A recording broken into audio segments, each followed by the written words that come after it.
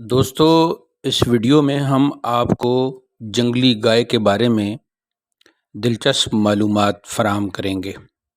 بہت ہی amazing information ہے جنگلی گائے کے حوالے سے۔ ایک تو یہ ہے کہ جنگلی گائے ہوتی کیسی ہے، دوسری یہ بات کہ جنگلی گائے کے حوالے سے کیا کیا تجربے کیے گئے ہیں، تیسری بات یہ ہوگی کہ جنگلی گائے اگر خواب میں نظر آئے تو تعبیر کیا ہوگی، اور چوتھی بات یہ ہوگی کہ جنگلی گائے کا اسلامی شریعت میں کیا حکم ہے۔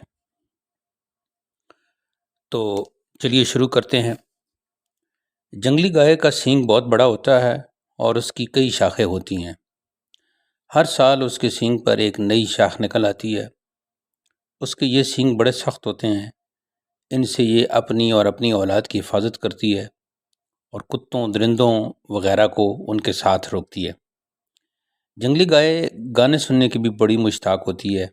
کہیں گانا بجانا ہو رہا ہو تو مزے سے سننے لگتی ہے، حتیٰ کہ اسے اپنے دشمن کی بھی فکر نہیں رہتی۔ یہ جب اپنے کان اٹھاتی ہے تو پھر سننے لگتی ہے، اور جب کانوں کو ڈھیلا کرتی ہے تو چھوڑ دیتی ہے، پھر کوئی بھی آواز نہیں سنتی۔ جنگلی گائے جب بیمار پڑ جائے تو سانپ کھاتی ہے، پھر یہ ٹھیک ہو جاتی ہے۔ سانپ کو دم کی طرف سے کھانا شروع کرتی ہے، جب سر تک پہنچتی ہے تو اسے پھینک دیتی ہے۔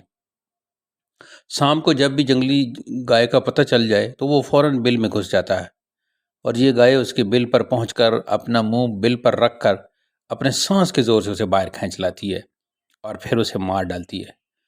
سانپ کی اس قدر زیادہ دشمن ہے کہ گھوڑوں پر سوار شکاری اگر جنگلی گائے کے پیچھے پڑے ہوں تو وہ اپنی جان بچانے کو آگے آگے دوڑ رہی ہو، ایسے میں اگر رستے میں اسے کوئی سانپ نظر آ جائے تو وہیں ٹھہر جاتی ہے، سانپ کو مار کر پھر دوڑنا شروع کر دیتی ہے۔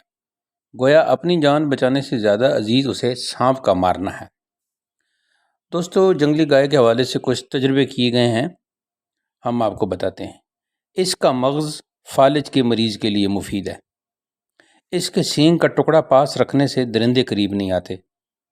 اس کے سینگ، کھال یا ناخن کو جلا کر جس گھر میں دھواں دیا جائے گا وہاں سے سانپ بھاگ جائیں گے۔ اس کے بالوں کو جلا کر دھواں دینے سے چوہے بھاگ جاتے ہیں۔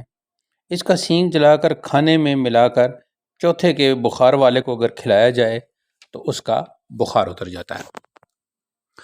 اب اگر جنگلی گائے خواب میں آئے تو اس کی تعبیر وہی ہوگی جو پالتو گائے خواب میں آئے تو جو تعبیر ہوتی ہے۔ اسلامی شریعت میں جنگلی گائے کا حکم۔ اسلامی شریعت کے مطابق جنگلی گائے حلال ہے۔